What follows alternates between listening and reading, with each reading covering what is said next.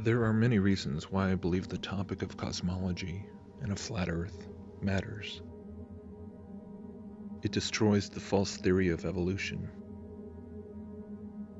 It points people to a creator.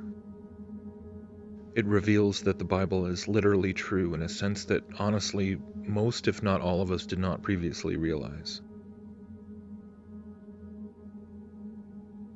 But beyond all this, the revelation and rediscovery of the original biblical cosmology in current times, these last days, serves another very interesting purpose, I believe. A very poignant and powerful eschatological purpose.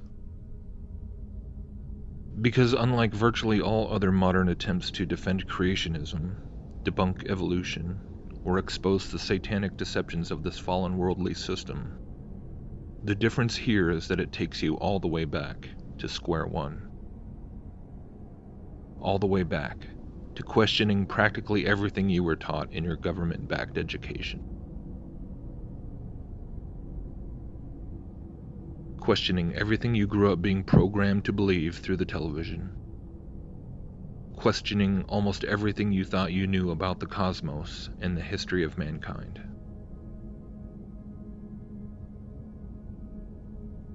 But the thing that increasingly fascinates me about the Flat Earth issue is how it provokes such a violent reaction in people.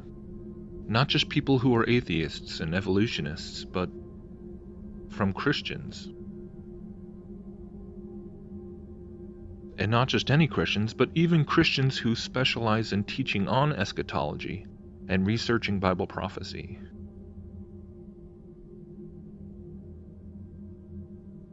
Christian teachers whose entire ministries, whose entire careers basically, have in many regards centered around warning people about the mark of the beast system, which the Bible prophesies about in the book of Revelation, and we can see being rapidly constructed all around us right now.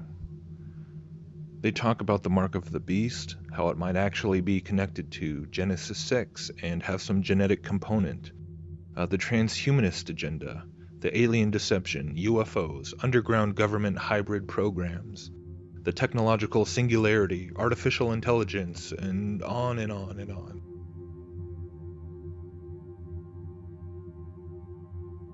But at the end of the day, no matter how compelling much of this research and its possible connections to the coming beast system might be, the ultimate takeaway is still the same. The practical implications for us are still incredibly simple and unchanging.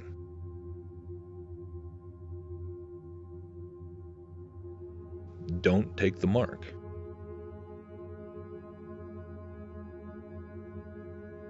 Even Christians who were living in the first century, the days of the early church, who read those words shortly after John the Revelator penned them, they were able to comprehend that much, despite how far in the future the fulfillment of those words might still have been. But this is what is so strange, so incomprehensible when it comes to so many of our alleged watchmen on the wall today, these harbingers of prophetic fulfillment in these final perilous days. They write books and make DVDs and give lectures talking about almost every conceivable conspiratorial topic, from pyramids on Mars to the Hollow Earth to the Pope's statements about aliens, trying to decipher it all through the lens of Bible prophecy. But when it comes to the idea that the Earth could be flat, stationary, and enclosed within a firmament, just as the Bible describes, and as they all admit the ancient Hebrew authors of the Bible all believed, suddenly that topic is crazy, considered pure madness, declared as unscientific, and written off as foolishness.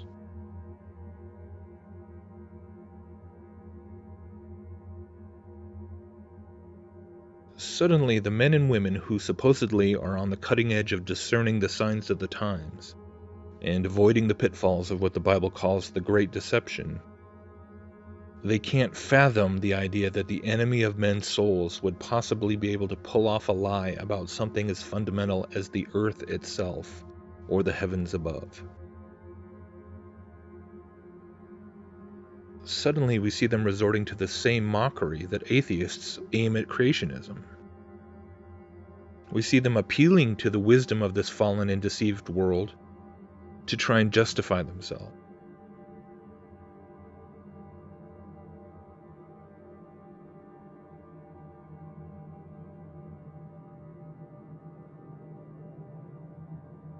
And suddenly, in all of this clamor and division and controversy, we see something being revealed that we did not quite appreciate before. We start to see just how deep this idolatrous relationship goes between the modern Christian church and the satanic systems of this world.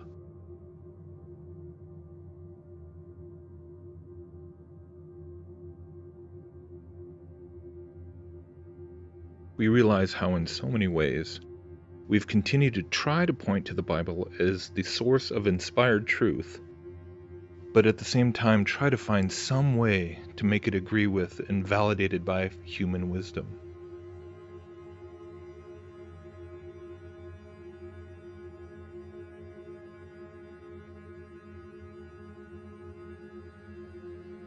And just like touching a raw, exposed nerve, the flat earth controversy cuts deep at this idolatry and pokes it right at its most sensitive point.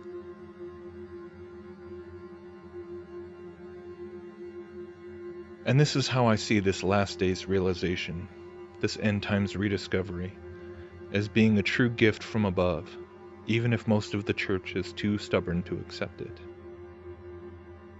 Because truly, if you are too afraid to even honestly investigate something right now, even while the world teaches that it's sheer idiocy, that it's absolutely insane, and something to be ridiculed and scorned,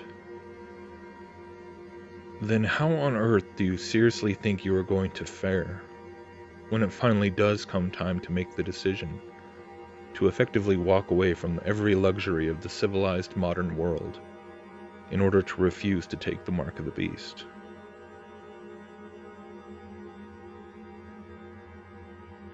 What good will all your research about transhumanism and microchips and genetic hybrids and everything else be if you can't even handle being ridiculed for believing the Bible over the opinions of men? Because when those days finally do come, do you not realize that being mocked or looking stupid in the eyes of the world will be the very least of what you will have to endure in order to not compromise your very soul? Do you not think it will be regarded as the utmost insanity to even consider opting out of the Antichrist's promises of a technological utopia? Do you not think that you will have to resist the pleas of your own family members to just be sensible and do what you need to do to survive? Do you not know that you will face scorn of entire church congregations and pastors who will have chosen to join the system rather than close their doors? Do you not realize that you will have to live by faith in a way that you and I have never really had to do for our entire comfortable modern lives? Relying on God alone to provide our basic needs, not knowing where the next meal might come from, not being able to get a paying job, not being able to buy or sell.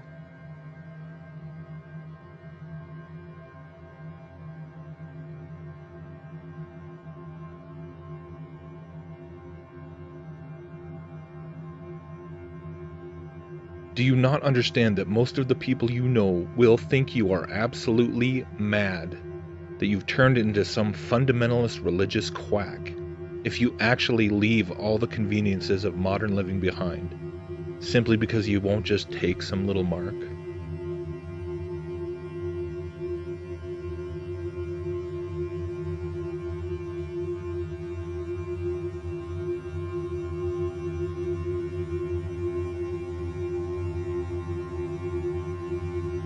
Why do you suppose that you will stand firm in the faith against all the pressures of that system, against all the ridicule, against all the hatred, against being treated like a terrorist and a criminal, even to stand in the face of your life being taken from you if you do not renounce Christ?